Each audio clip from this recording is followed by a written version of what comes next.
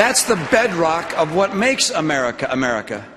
In our best days, we can feel the vibrancy of America's communities, large and small. It's when we see that new business opening up downtown. It's when we go to work in the morning and see everybody else on the block doing the same thing. It's when our son or daughter calls from college to talk about which job offer they should take, and you try not to choke up when you hear that the one they like best is not too far from home. It's that good feeling when you have more time to volunteer to coach your kid's soccer team or help out on school trips. But for too many Americans, those kind of good days are harder to come by. How many days have you woken up feeling that something really special was happening in America? Many of you felt that way on Election Day 4 years ago. Hope and change had a powerful appeal. But tonight, I'd ask a simple question. If you felt that excitement when you voted for Barack Obama, shouldn't you feel that way now that he's President Obama?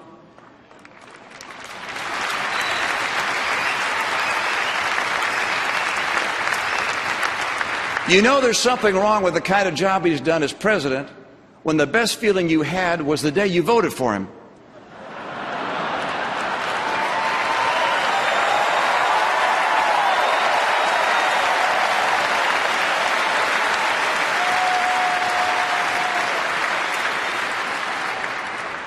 The president hasn't disappointed you because he wanted to.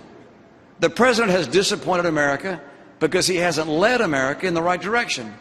He took office without the basic qualification that most Americans have, and one that was essential to the task at hand.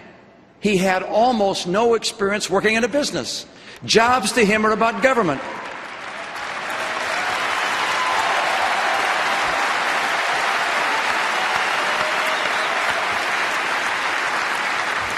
I learned the real lessons about how America works from experience. When I was 37, I helped start a small company. My partners and I had been working for a company that was in the business of helping other businesses. So some of us had this idea that if we really believed our advice was helping companies, we should invest in companies. We should bet on ourselves and on our advice. So we started a new business called Bain Capital. The only problem was, while we believed in ourselves, not many other people did. We were young and had never done this before, and we almost didn't get off the ground. In those days, sometimes I wondered if I'd made a really big mistake. By the way, I thought about asking my church's pension fund to invest, but I didn't. I figured it was bad enough that I might lose my investors' money, but I didn't want to go to hell, too.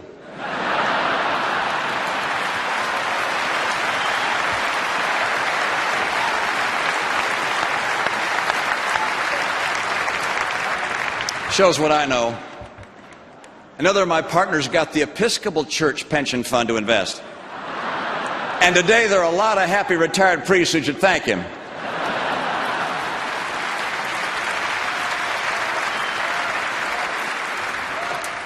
That business we started with 10 people has now grown into a great American success story. Some of the companies we helped start are names you know and you've heard from tonight. An office company called Staples, where I'm pleased to see the Obama campaign's been shopping.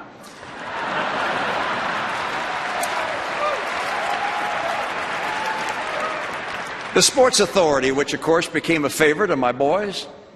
We helped start an early childhood learning company called Bright Horizons that First Lady Michelle Obama rightly praised. And at a time when nobody thought we'd ever see a new steel mill built in America, we took a chance and built one in a cornfield in Indiana. Today,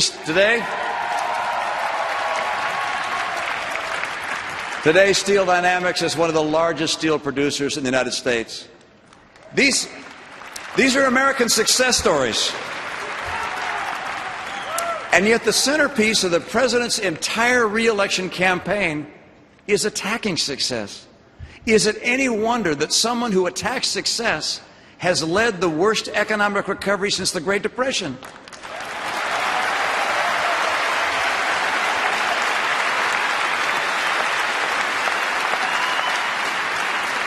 In America, we celebrate success. We don't apologize for success.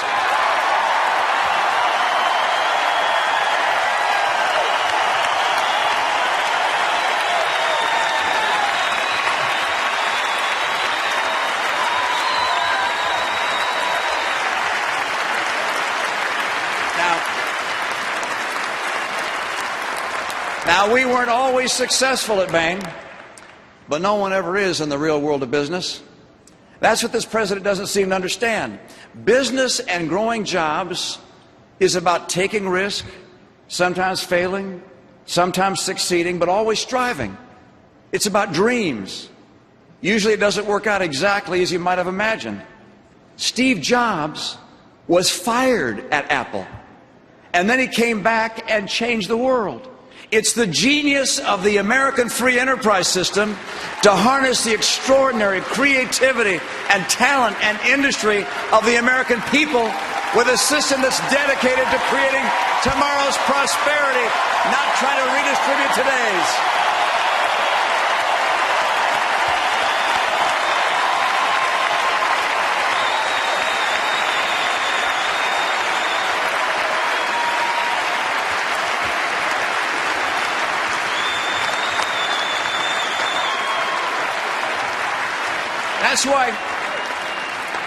That's why every president since the Great Depression who came before the American people asking for a second term could look back at the last 4 years and say with satisfaction, you're better off than you were 4 years ago, except Jimmy Carter, and except this president.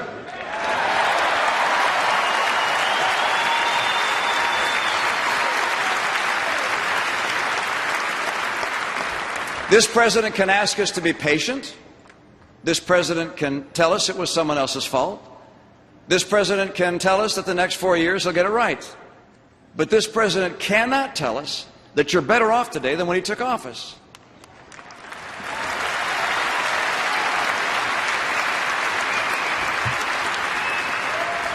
America's been patient. Americans have supported this president in good faith.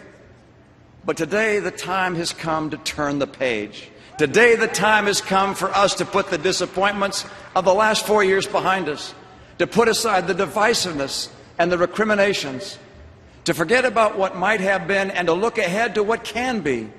Now is a time to restore the promise of America.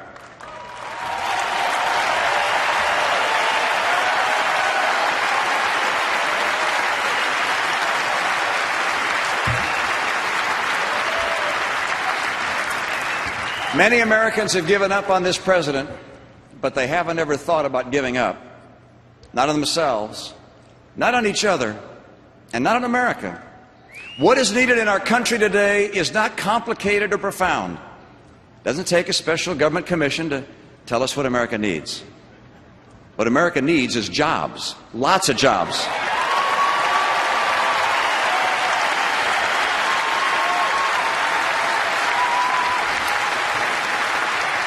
In the richest country in the history of the world, this Obama economy has crushed the middle class. Family income has fallen by $4,000, but health insurance premiums are higher, food prices are higher, utility bills are higher, and gasoline prices, they've doubled. Today, more Americans wake up in poverty than ever before. Nearly 1 out of 6 Americans is living in poverty. Look around you. These aren't strangers. These are our brothers and sisters, our fellow Americans. His policies have not helped create jobs. They've depressed them. And this I can tell you about where President Obama would take America. His plan to raise taxes on small business won't add jobs. It would eliminate them.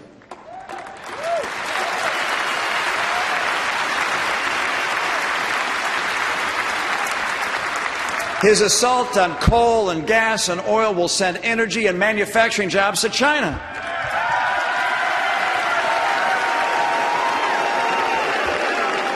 His trillion-dollar cuts to our military will eliminate hundreds of thousands of jobs and also put our security at greater risk.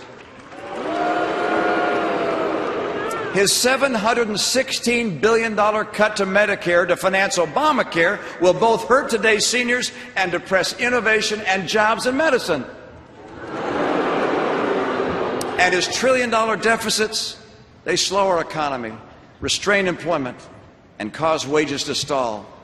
To the majority of Americans who now believe that the future will not be better than the past, I can guarantee you this: if Barack Obama is reelected, you'll be right.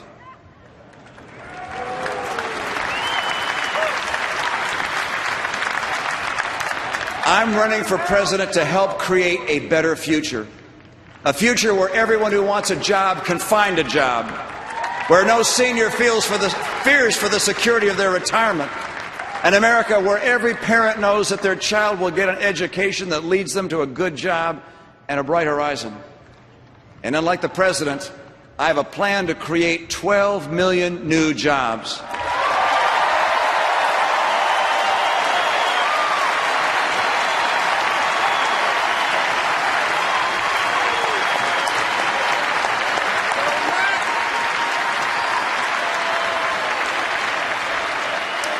Paul Ryan and I have 5 steps. First, by 2020, North America will be energy independent by taking full advantage of our oil, our coal, our gas, our nuclear, and our renewables.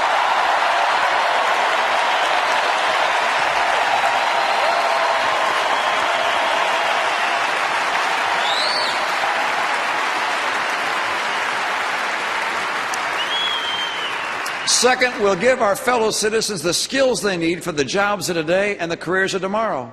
When it comes to the school your child will attend, every parent should have a choice and every child should have a chance.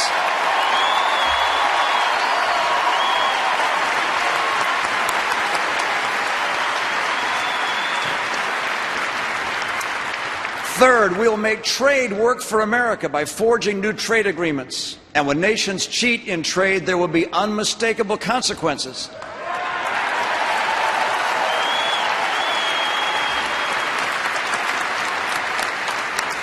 And fourth, to assure every entrepreneur and every job creator that their investments in America will not vanish as have those in Greece, we will cut the deficit and put America on track to a balanced budget.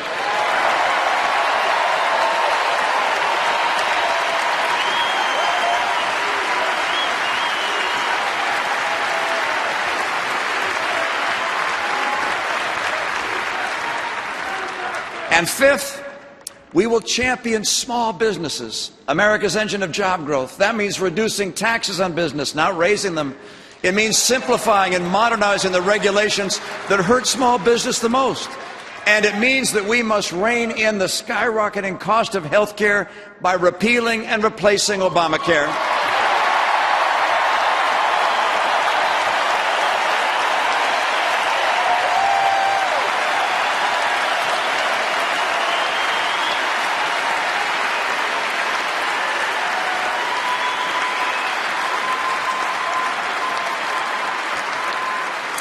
Today, women are more likely than men to start a business.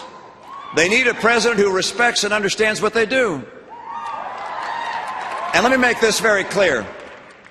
Unlike President Obama, I will not raise taxes on the middle class of America.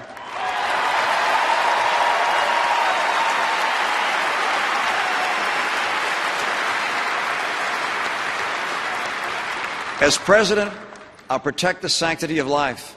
I'll honor the institution of marriage.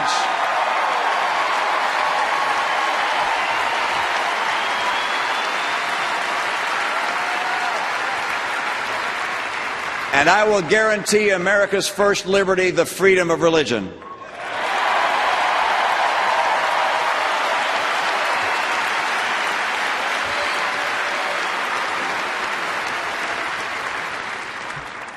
President Obama promised to begin to slow the rise of the oceans.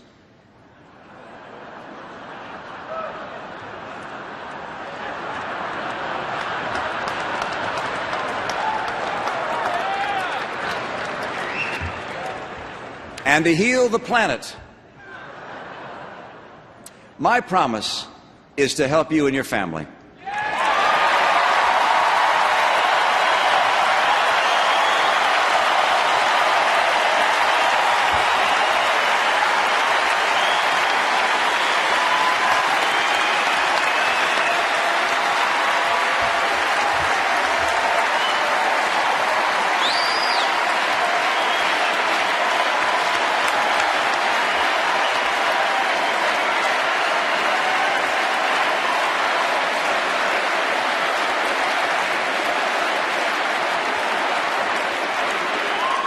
I will begin my presidency with a jobs tour. President Obama began his presidency with an apology tour.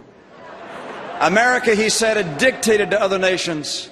No, Mr. President, America has freed other nations from dictators.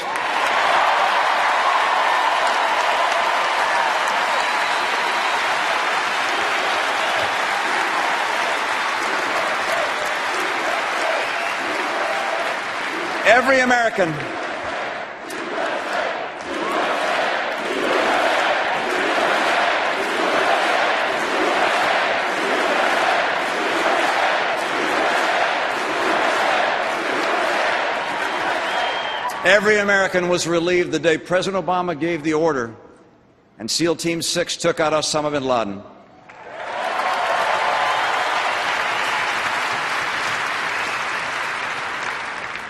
On another front, every American is less secure today because he has failed to slow Iran's nuclear threat. In his first TV interview as president, he said we should talk to Iran. We're still talking, and Iran's centrifuges are still spinning. President Obama has thrown allies like Israel under the bus, even as he has relaxed sanctions on Castro's Cuba. He abandoned our friends in Poland by walking away from our missile defense commitments.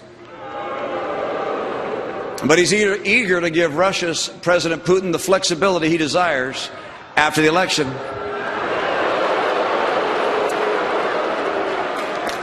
Under my administration, our friends will see more loyalty, and Mr. Putin will see a little less flexibility and more backbone.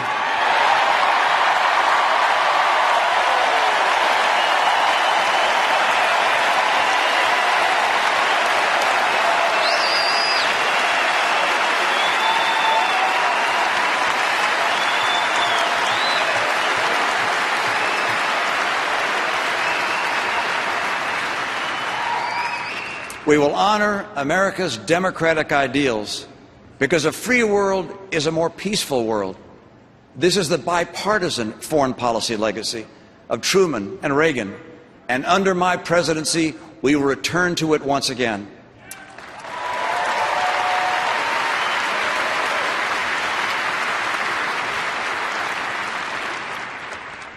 You might have asked yourself if these last years are really the America we want.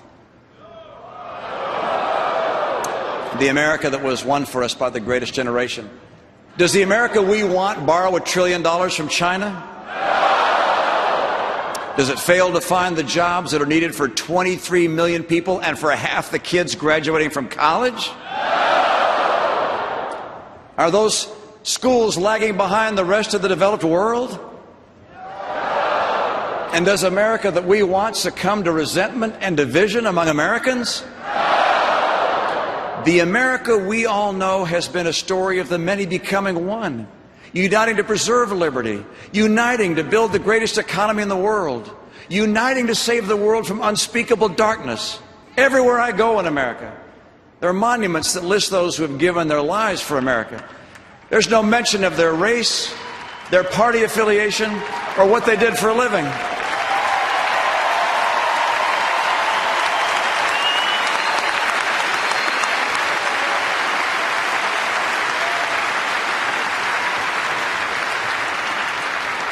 They lived and died under a single flag, fighting for a single purpose. They pledged allegiance to the United States of America. That America, that united America, can unleash an economy that will put Americans back to work, that will once again lead the world with innovation and productivity, and that will restore every father and mother's confidence that their children's future is brighter even than the past.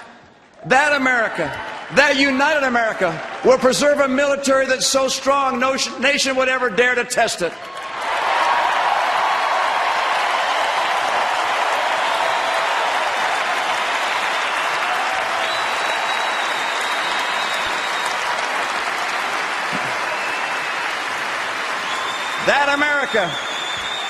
That united America will uphold the constellation of rights that were endowed by our Creator and codified in our Constitution.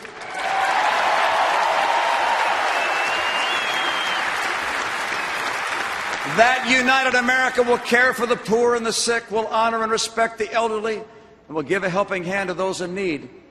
That America is the best within each of us, that America we want for our children.